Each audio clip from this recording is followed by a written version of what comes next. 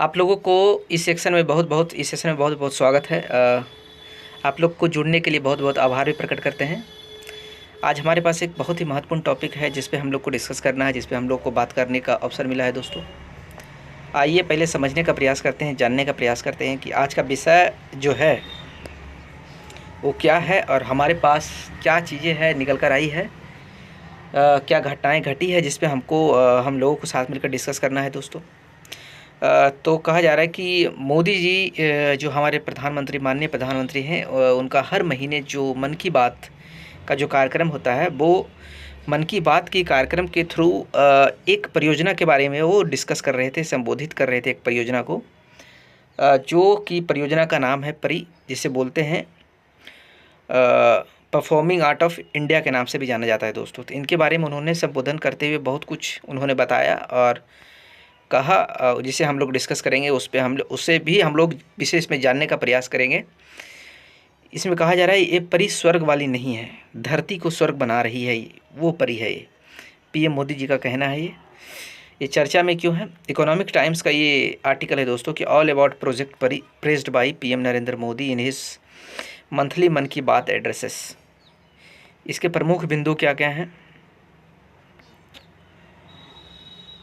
इसके बारे में पता करते हैं, जानने का प्रयास करते हैं। सार्वजनिक स्थलों पर भारतीय संस्कृति के रंग प्रोजेक्ट परी है। दोस्तों, पीएम ने प्रोजेक्ट परी की प्रगति के प्रति युवाओं की भागीदारी पर जोर दिया है।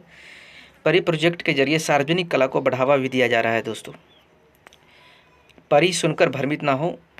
ये परी का जो सेंस है वो एक अलग बात की अलग चीज़ों की बात कर रहा है, अलग संदर्भ में की जा रही है। वो परी नहीं है, इस पे साफ साफ जो स्वर्गों में होती है। यहाँ परी का मतलब होता है public art of India. Public art of India होता है दोस्तों जो कला से रिलेटेड है, जो संस्कृति से रिलेटेड है, वो है, उसकी बात की जा रही है। पीएम मोदी ने आगे कहा कि अब आप परी सुनकर भ्रमित ना हो, यह परी स्वर्ग की कल्पना से जुड़ी नहीं है बल्कि धरती को स्वर्ग बना रही है। परी का अर्थ है पब्लिक आर्ट ऑफ इंडिया।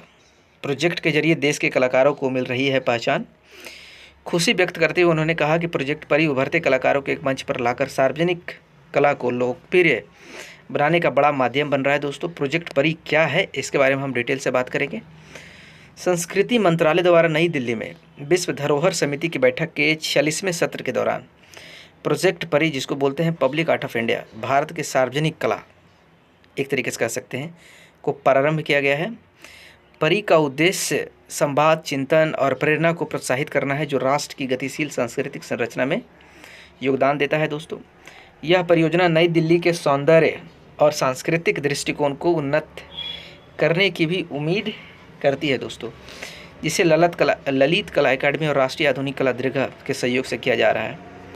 क्या है इसके बारे में आगे डिटेल में समझते हैं, क्या लिखा गया है। यह परियोजना संस्कृति मंत्रालय द्वारा विश्व धरोहर समिति की 46वीं बैठक के अवसर पर शुरू की गई थी, जो 21 से 31 जुलाई तक नई दिल्ली में आयोजित हुई थी। दोस्तों, देश भर के 150 से अधिक दृश्य कलाकारों ने इस परियोजना में भाग लिया था और विश्व धरोहर समिति की बैठक से पहले राष्ट्रीय राजधानी की विभिन्न स्थलों पर सार्वजनिक स्थानों की सुंदरता बढ़ाने का भी काम किया था। दोस्तों, इन कलाकारों को ललित कला एकेडमी द्वारा आमंत्रित भी किया गया था, जो संस्कृति मंत्रालय तहत एक स्वायत्त संस्था है, एक इंडिपेंडेंट बॉडी है।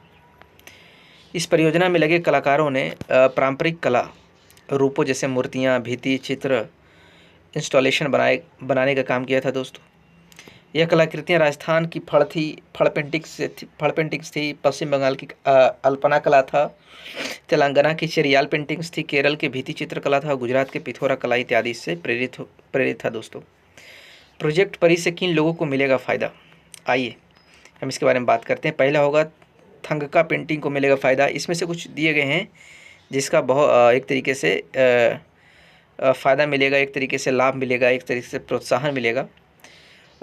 थंका पेंटिंग हो गया, अल्पोना आर्ट हो गया, कलमकारी आंध्र प्रदेश का कलमकारी आर्ट हो गया, फाड़ पेंटिंग राजस्थान का हो गया, गोंड आर्ट मध्य प्रदेश का हो गया, मिनिएचर पेंटिंग हिमाचल प्रदेश का हो गया, अल्फा आर्ट त्रिपुरा का हो गया, तंजौर पेंटिंग तमिलनाडु का है, लंजीला सौरा उड़ीसा का है, पटचित्र वेस्ट बंगाल का है, बार्ली महाराष्ट्र का है, केरला मुरल केरल का, इत्यादि ऐसी बहुत सारे हैं दोस्तों।